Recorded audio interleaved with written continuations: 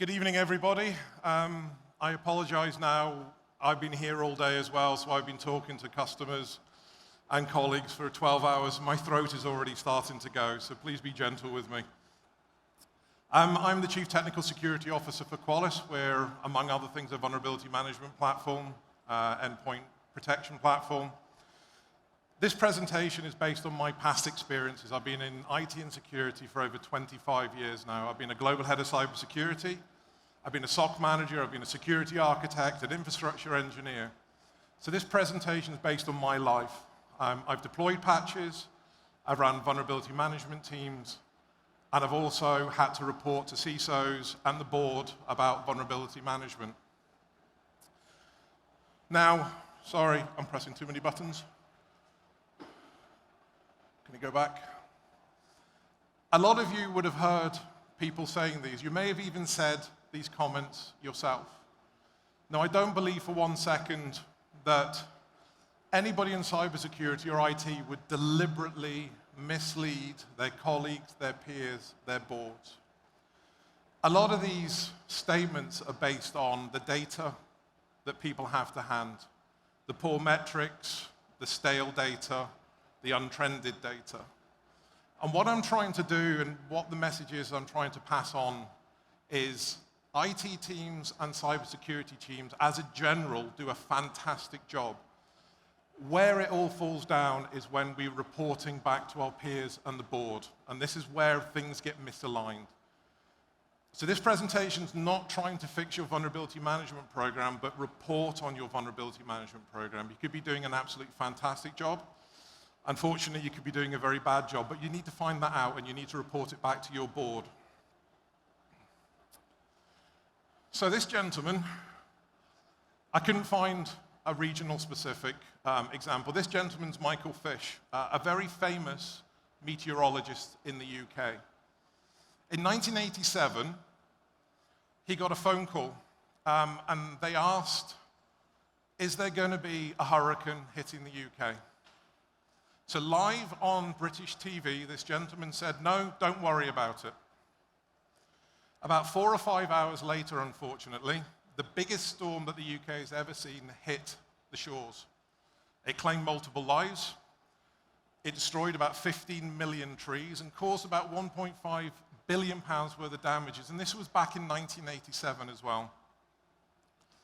I don't believe for 1 minute that he would have gone live on TV and lied to the British public.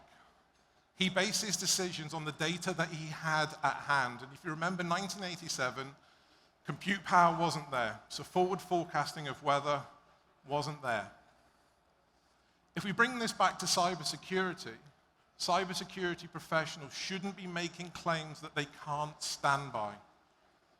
If you ask anybody to say, sorry, previous slide, would you stand by your job? Would you give your job up if the statement you're making is false? Most people would retract their statements because they're unsure of the data that they have. So normally at these events, we have quite a diverse audience. We have technical people. I know most of them are chasing flags just now. We have CISOs, we have heads of. So I always like to describe the playing field and what we're seeing globally. I'm based in Scotland. I am very EMEA focused, but I also look after the Middle East and Africa as well as just about everywhere else in the world. What we're having to deal with at the moment with regards to vulnerability management, first and foremost, is our digital landscape is growing. Even in Saudi, you're now starting to embrace the cloud. OCI's here. I think Google are announcing tomorrow. We're dealing with mobile. We're dealing with OT, IoT, container. And there's probably a couple that I've missed. 25 years ago, there were some servers in a broom closet somewhere in your office that you were having to maintain and patch. The second thing I wanted to talk about is this massive increase in vulnerabilities that we're seeing as well. In 2021, we hit a record for the first time of over 20,000 vulnerabilities, unique vulnerabilities in a year, 20,171. Last year, there was a 25% increase in the amount of unique vulnerabilities that we were seeing year on year.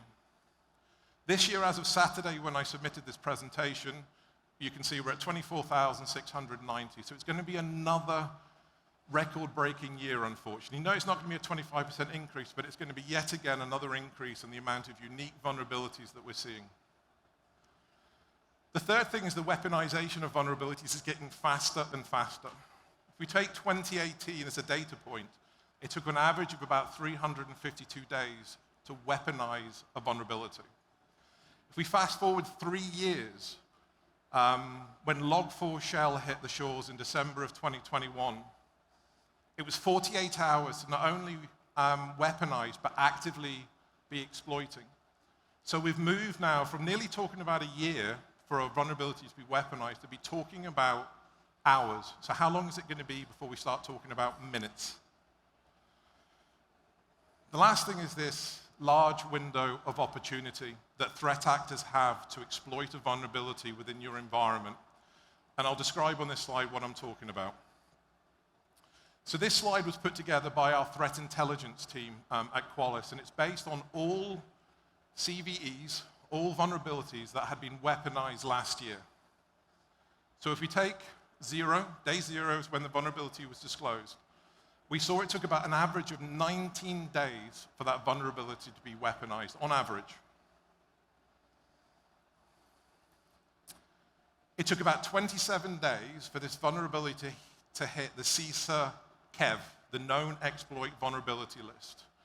KEV, or CISA, is very federally orientated in America, but it's a fantastic source of threat intelligence. They look at all vulnerabilities globally, so as soon as a vulnerability is being exploited, it's added to the CISA KEV. What they mandate in the US, that they need 21 days to patch that known vulnerability. Great for Qualys customers, Qualys customers are patching in about 30 days. And this is where the window of opportunity is. This is the problem. Threat actors have 11 days to exploit that vulnerability. If you think about nation-state that are going to be using quantum computing now, you think about all of the AI, the machine learning, and the automation that we're only going on a journey for just now, threat actors have been using for a while. So that 11 days is a lifetime, is an eternity for threat actors. And this is one of the key metrics that we need to start to focus on, and I'm going to talk a little bit about it in the next couple of slides. I'm really losing my voice now. So, on to why you're here today, metrics and KPIs. I got in trouble about 5 years ago for continuously interchanging these two words, a metric and a KPI. I got told that they are distinctly different when you're monitoring them. What I was told then, and it's resonated with me, is KPI can be a metric, but a metric cannot be a KPI.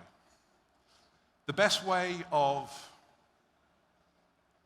me describing this a little bit further is a metric is a good data point to know.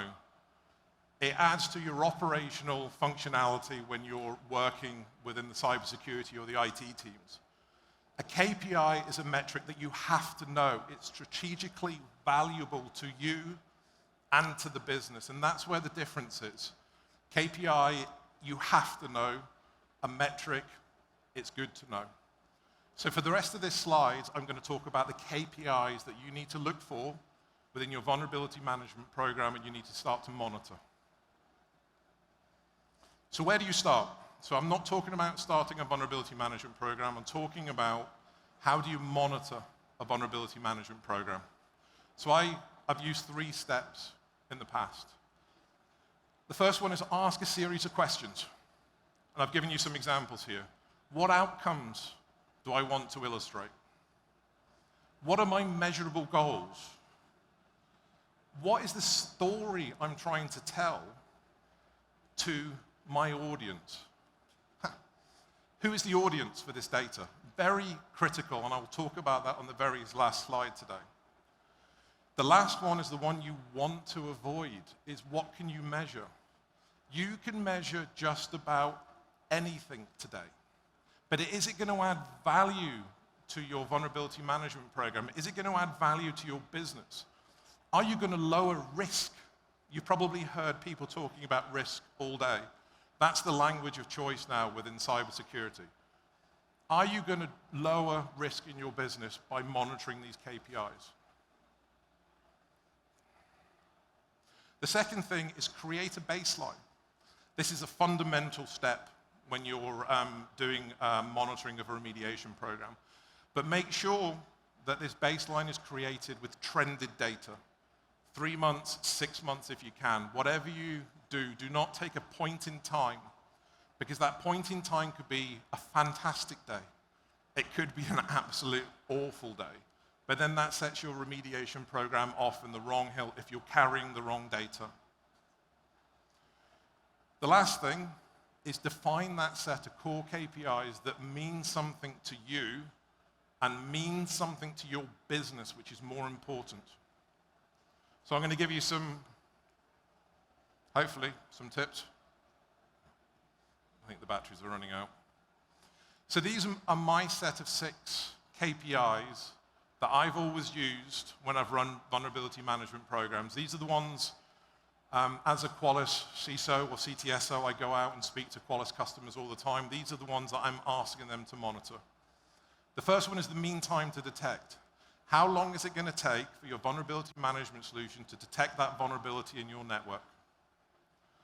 The second one is an unsung hero that most people forget about, is the mean time to communicate. A lot of people have 2 different teams running their vulnerability management program. It's normally cybersecurity, and your patching is done by your IT teams or your service delivery teams. You need to talk to get that patching done. Now, if there's a delay in that communication, IT are ignoring cybersecurity, cybersecurity forgot to send the information off to IT. You need to know that there is a blocker there somewhere. The third one is forgotten about as well, is the mean time to reboot. I've been a Windows engineer for many, many years, and if you make a config change or a patch, 9 times out of 10, you have to reboot the endpoint. You have to reboot the asset.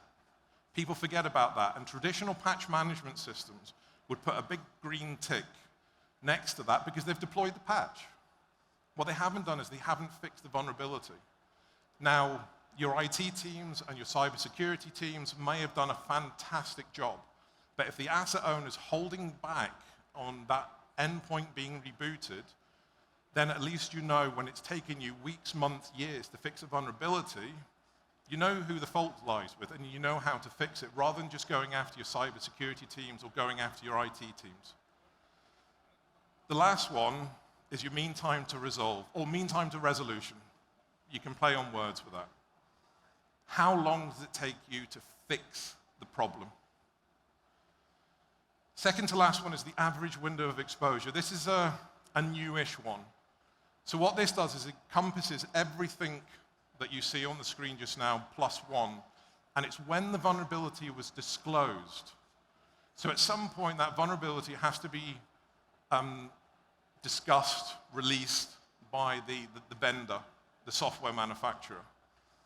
And so it's critical that you know how long it takes from when it was disclosed to when it was detected, to when it was communicated, rebooted, and then resolved. The last one, and I haven't spelt this wrong, this is very specific to Qualys with regards to the wording true risk.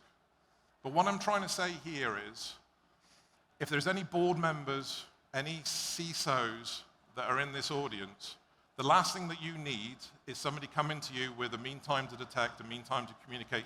You have staff to fix those problems. What you need to know is, what is my overall vulnerability risk? Is it going up? Is it going down? Give me one single arbitrary figure that I can take to my bosses, I can take to the board to discuss. And I'll put these together, so just in case I've gone a little bit too quickly. So if we take time, as time goes on, risk goes up. So when you first detect a vulnerability, after you detected that vulnerability, you have to communicate that vulnerability. Once you've fixed that vulnerability, you have to reboot the device. Okay, if it's a Linux machine, you probably don't have to, but you have to at least put a 0 in that metric. And how long it takes to resolve that vulnerability. Wrapped and the average exposure. So that is those 5 KPIs in one slide. Now, these are the bread and butter of your technical teams. Never go to a senior person with these KPIs. Certainly in the UK, and certainly some of my old bosses, one of them is actually sitting in the audience today, would have kicked me out of their office if I'd presented those stats. You want that overall true risk. Now, don't laugh. You don't want to present the true risk with a formula like this. It's actually under the hood of Qualys and how we calculate at the moment our true risk score. But I have seen engineers presenting vulnerability stats with statistics like this. And it's the last thing that you need to do. What you need, one figure. One single figure that formula is calculated, that if you're doing a really good job, that figure starts to go down. If you're doing a really bad job, the figure starts to go up. Now, what the board can do is align that figure with their spend, with their head count. If they are spending a fortune, if they're hiring hundreds of people, bringing in managed service providers, and your score is still going up, there's something wrong with your environment. Could be the wrong tools, could be the wrong people. It could be the fact that you're getting hit with particular nation state, with a particular threat actor that doesn't like healthcare, doesn't like oil and gas, whatever it might be. But you can then articulate a story around that score and why it's changing. So very last slide for you, and I'm pleased because my throat is just about to go, is know your audience. It's one thing capturing all of this good data, but if you're presenting it to the wrong people, it doesn't matter. So in marketing, they have 2 concepts, below the line and above the line. So basically what below the line is, it's focusing on events, product placement, sponsorship, so it's very targeted. And above the line is that mass media, TV, radio, billboards. So if we swing this back into cybersecurity, the below-the-line metrics, or your audience, is the people that want to know about tactical and operational metrics. The people above the line is your leadership, your board members, your department peers. They're the ones that want to know about the strategic metrics and KPIs. So if I overlay my 6 KPIs that everybody should be tracking as part of a vulnerability management program, you can see mean time to detect, the mean time to communicate, and so on, all sit on the bottom. The overall true risk is the only one that you should be communicating high up. Now, there is a caveat to that. You might have a very technical board, you might have a very technical CISO that loves to get into the detail. But the general rule of thumb is, don't present technical content to senior people. So the last takeaway that I want to give to you is exactly that. Monitoring the right KPIs and getting them to the right audience is going to help you de-risk your business. It's the only way that you're going to be able to see if you're doing a good job or if you're doing a bad job. Thank you very much.